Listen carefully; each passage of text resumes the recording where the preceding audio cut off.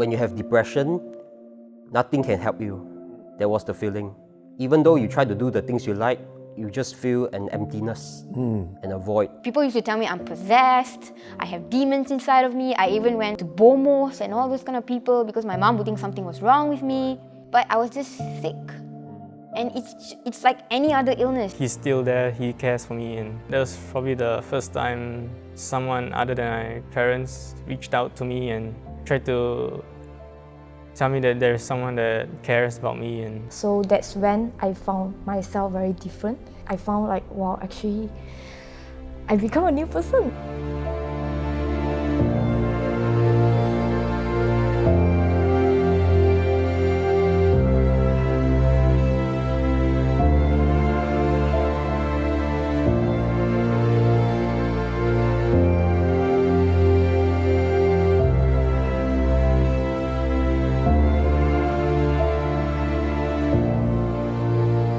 What was going through my mind when I had a very severe depression was the thought of leaving, and emotionally I was crippled.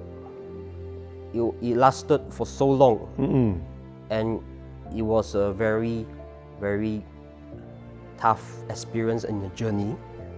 So it feels that in front of people I had to cover myself with a veil.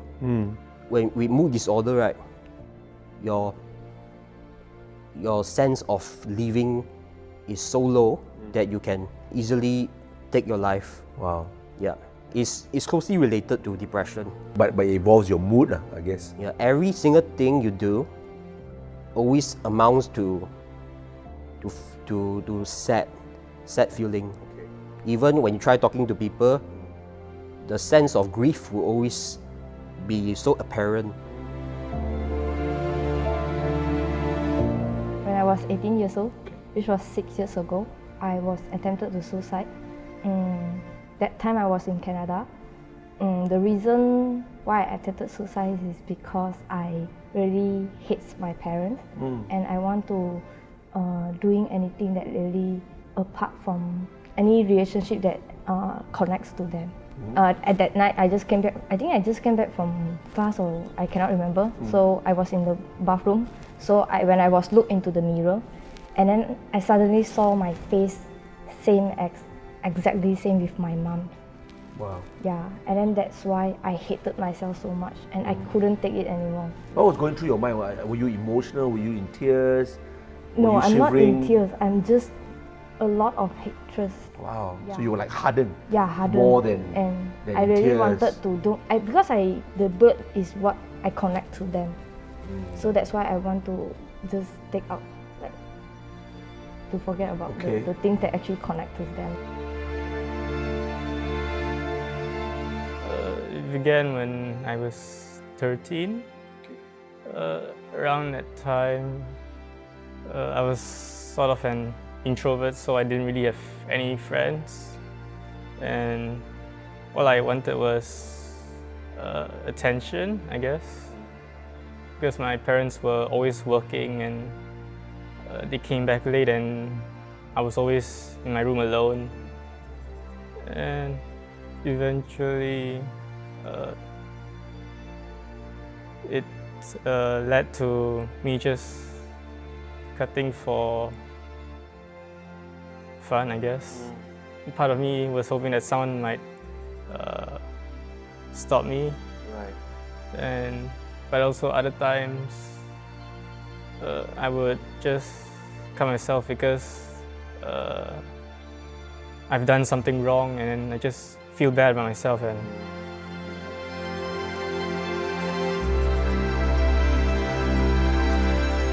I still remember when I was 13, I was being bullied in class, and I was obviously used to already cutting myself at that point. And my pinafore, you know, the secondary school pinafore is light blue in color, right? That's right. And white color shirt. So Yes. it was bleeding. It was covered in blood. And I didn't know what to do. I just came up with a lie, and I told my teacher that someone came and attacked me.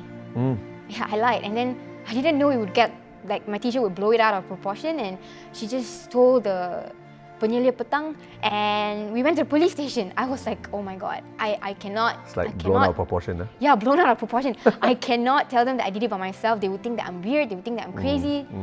So maybe if the teachers can be more open and be aware that students do go through these kind of things. I shouldn't be afraid to go and tell a teacher that I cut myself. You know, and if the teacher can be understanding, or even your friends, right? Then I think they can play a role too, Sure. not just family. You know. We had a call that your sister had been taken by ambulance to the hospital, and she had attempted to take her life. I think there were times where I was the only one in that room, and there were times where I found myself crying, you know, and there was one time I looked up to the ceiling. I was hopefully looking up to God and saying, God, please spare my sister. And then it turned from please spare my sister to God, please never allow me to ever see another awesome life like this wasted.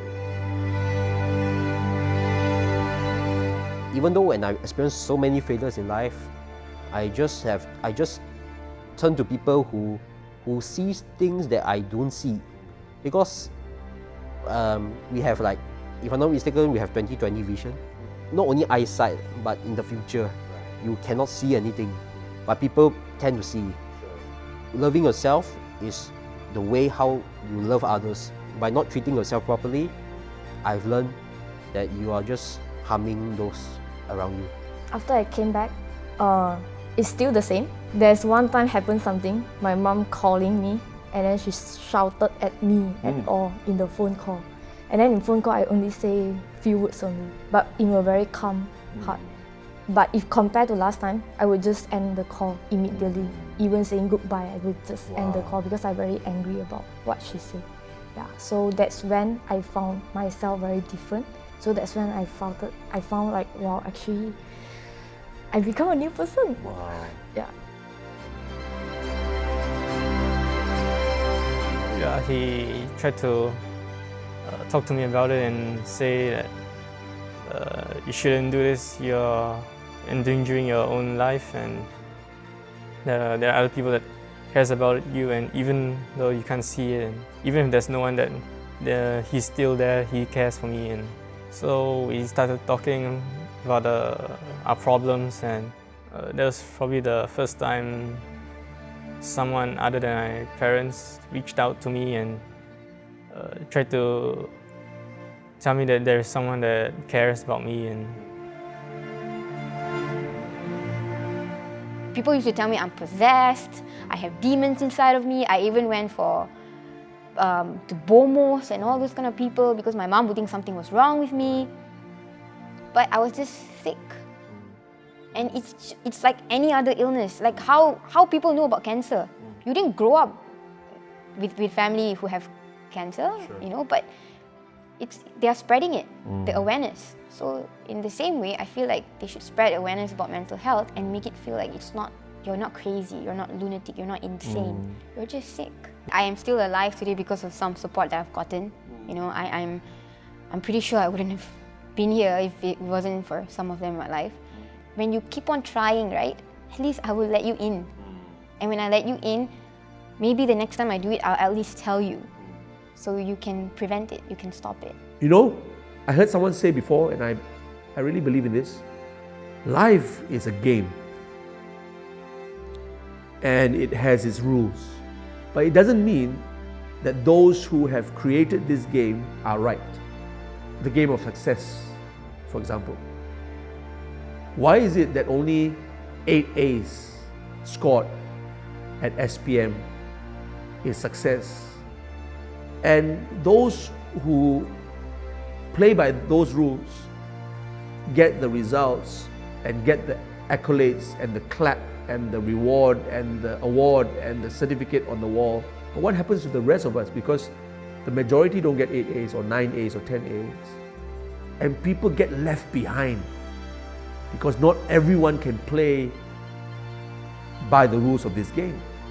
And I find that we actually have the authority and the power to change the game, to reinvent this game so that I can now say there is an A in every human being. Why isn't anyone saying A to the person who tried? Because even the person who tried has to be given an A. How about that person, like my sister Lynette, who attempted suicide? Why? Because they can no longer play the game that has been set by the people who have gone before them. Why do they want out? Because this game is just too hard. What do we want to do as Breathe? Let's change the game. I don't have to play this game. I can play my own game. I can follow a better way of life. I can reinvent the rules. Why should I do this? Why should I allow people to tell me this is the dead end?